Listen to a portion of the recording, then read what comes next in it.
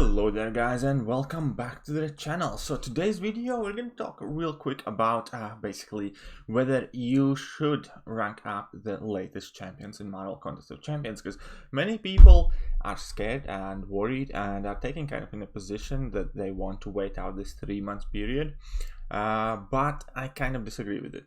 Well, why I say kind of is because I have definitely greatly reduced my efforts of acquiring new 5-star champions, the latest 5-star champions, but still the featured 5-star crystal is there, and I don't judge obviously anybody who still goes for quality crystals and tries to pull these champions, but quite few people at the same time are worried to taking these champions to rank 5 as 5 stars or to any kind of remotely relevant rank. And I think it's wrong. Why I think it's wrong? Because I think that is first of all bad for you and your account, and second of all I do think it's wrong just because of kind of like the whole mentality aspect of it as well. And that's why I'm gonna try my best to fairly briefly, this isn't going to be too long of a video, to explain why if you get a new champion you should still rank it up regardless of the possible future balance changes.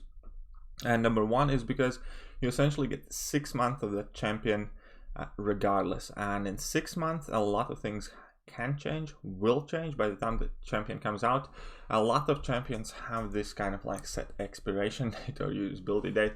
What I mean by that is let's say for Alliance War Defense, when Iron Man Infinity War came out, any alliance who had multiple of Iron Man Infinity Wars highly ranked on defense gained a massive amount of kills and gained a huge advantage on their defense and their current like state.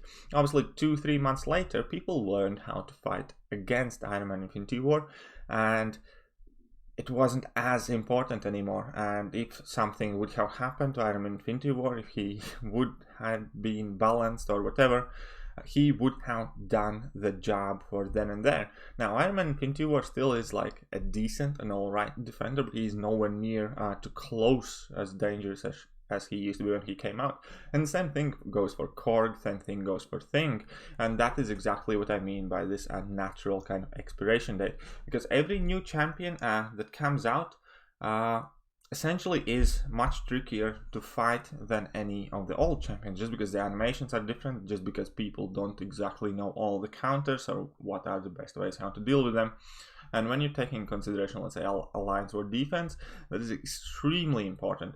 And the same would kind of go for offense, because let's say when Corvus Glaive came out, he was shredding everything, and it took quite a while for people to adjust, to swap their defense placements, to make sure he doesn't get those missions so early on, to make sure that when he does get the missions, it's towards end of the map or it's on the harder fights, and that people basically have to boost on properly for the first fight, because it was not an easy warm-up fight anymore.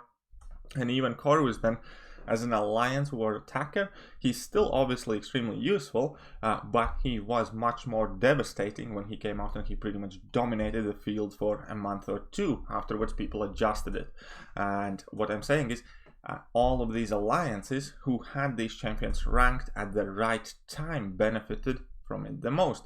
And the same would quite often go for even clearing event quest and event content, as we can, let's say, the case of Blade, for instance. When Blade came out, Blade was alpha and omega. He countered everything to the more tricky defenders, most hard content, Act 5, he was an absolute god.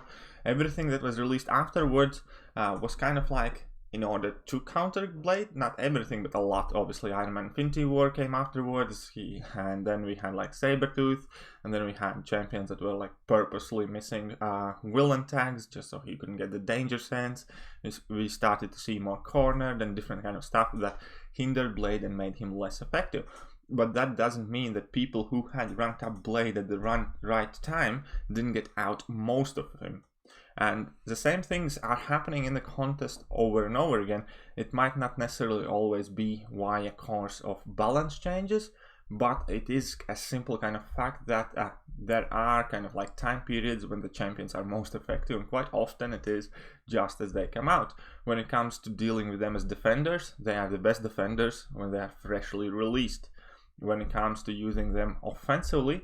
Quite often these champions are at their best and at their most useful when it comes to dealing to the current and past content up to a certain point.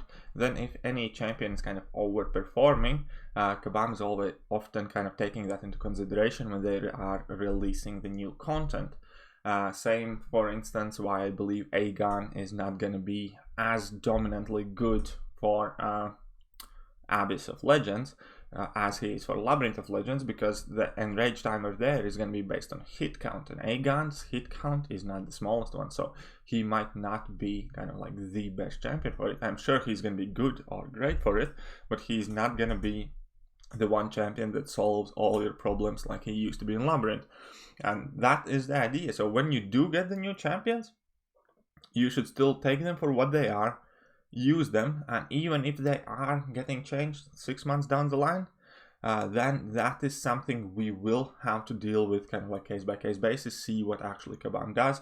Because even with Call Obsidian, even though I fundamentally disagree with Kabam doing all these balance changes and changing him up, we don't exactly know what they're going to be. Because of the outlash and community, they might as well actually balance him, give him some block proficiency, and make him well-rounded, overall more useful character. They might nerf him to a degree, but that doesn't change the fact that Call Obsidian will have had his 6-7 months where he could do everything, and where he was kind of like shining. Even if he's brought down a peg, people who used him would have had gained these 6 months to play with the champion.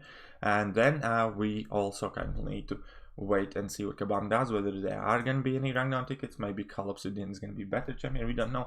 That is a major problem. Yes, I agree, the fact that we don't know the extent of any of these changes, and we don't know whether Kabam truthfully will be trying to balance the champions and balance the contest, or they will be flat out nerfing them.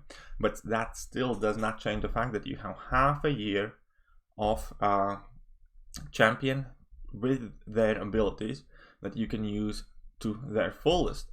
And in half a year, if you play this game actively, you will have gained a lot more rank up resources, a lot more different champions. It might go down to the point where it's not even as relevant. So that is kind of aspect number one, because yeah, if you do get the new champions from the featured 5-star crystal, if you think it's a great and fantastic champion, I think by all means go ahead, rank up the champion, invest in it. If something is going to happen down the line 6 months later, then you and I and whoever will have to deal with it. We're going to obviously have to rally, protest, or whatever not. But that kind of leads me to the second point, that if you are playing this game in fear that your roster and your champions are going to be nerfed, then that takes a lot of enjoyment out of the game. For most part, when I'm doing my rank up decisions, like I very recently took a Warlock to rank 2 as a 6-star, and where is he? Let's find him. There we go. 6-star rank 2 Warlock. So obviously he's a fairly new champion. He's definitely hasn't been in the contest for 3 months. His rebalancing is still yet to come.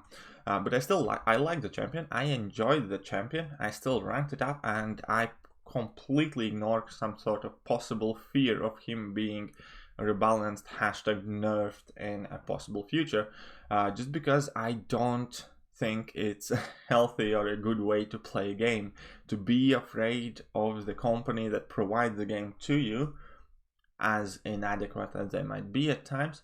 Does that ruin your satisfaction of your account progression, your champions? And for me, it's just like, I'm still gonna rank whoever I want, whether it's a new champion or it's an old champion. If Kabam is gonna be rebalancing Warlock afterwards, I'm still gonna go and deal with it then. But meanwhile, for this 6 months, I'm gonna be enjoying Warlock to all of his abilities, and possibly even after that. But I'm not willing to delay my account progression, my rank ups, for half a year, or for, because don't forget, because once these balance changes are announced, it takes another 3 months to for them to actually happen. So it's half a year of your time. Like, and in half a year, I might not need or care for Warlock at all. You can take a look at some other rank ups. There are some rank ups you can kind of just grow out of. The same Blade I mentioned. At this point, I'm not saying that Blade is a bad champion by any means, but I hardly ever use him anywhere. He can be used, I just have different champions I'm having more fun with, I'm using for the content. And again, I'm not trying to dish on the boy Blade over there. He's a great champion. I just had enough of him. That's largely a reason why I don't play him that much, just because I played him for so long, for so much. I relied on him for so many different things that to kind of very deep subconscious level, I have had enough of it. I will use him if I absolutely have to, or if he is the best answer for a problem, but I don't, because I have plenty of other champions currently ranked that I don't have to rely on Blade. Similar kind of situation would be, let's say I ranked up MCOC, I believe, for Alliance War defense. Quite often he doesn't even get placed on defense anymore. He just sits there. He doesn't do much. Occasionally he goes on defense, occasionally he does something else, but I still ranked him up for Alliance War defense when it was in fact kind of like important. When we needed it, I got my use out of him. Now I could potentially use him for like a fun video or something like that, but that's not a champion I use daily or plan to use daily. And if, for instance, he would get changed right about now, I probably wouldn't care all that much, just because realistically for my everyday gaming I don't play with the character, just like I don't play with the Blade. Now that does not mean that I think I made the wrong decision ranking those champions up, because as I said before, when I ranked up Blade, he was alpha omega of the contest. He could do pretty much everything. He was one of the best and hottest champions in the game, and it made sense. I got my use out of him. Now, year and something later, let him be there, right? And that is the kind of idea. Don't worry about things that are half a year in future. You don't know what kind of content is going to be released. You don't know what kind of champions will or won't be needed. You don't know how far your account progression may stretch if you are playing this game actively. And yeah, just base idea. Don't play this game in fear that a champion is going to be changed.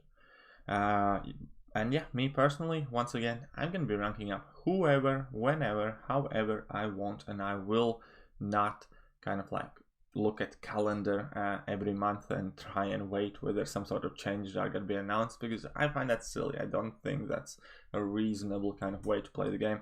Only things I will be looking forward to, obviously, is when champions are in fact rebalanced. I will be revisiting them. I will probably be also uploading some sort of reviews to kind of check out what's changed, whether they are in fact actually improved or how much they have been nerfed and stuff like that. But meanwhile, I'm just going to play the game that I like to play, and I'm not going to be bothered about something Kabam might do in future, because nobody knows. Realistically, if they feel like it, they can nerf any champion at any given time via some sort of BS excuse anyways, like Symbiote Supreme got character description update because he was bugged and wasn't performing right, or Domino, same thing, and then Archangel could change stuff like that. They have done a lot of these things in past to many different champions. Nick Fury came out and advertised in CCP program, taking off all the debuffs. His heal was an active buff, therefore it could be extended and interacted with, and then they just changed it after they had sold all the Cavalry crystals, after the people had grinded the arena. So if past is any kind of indication, then just because of the 3 months balancing changes doesn't mean any other champion is safe, right? Does that mean you should be kind of like scared to press a rank up button? No. Play the game you like playing, do what you like to do, and that's kind of like my point of the video at this point. And yeah, that will do for today. I hope you guys enjoyed today's video. If you did, hit that like button, hit that sub button, hit all the buttons, and I'm gonna catch you guys soon. See ya!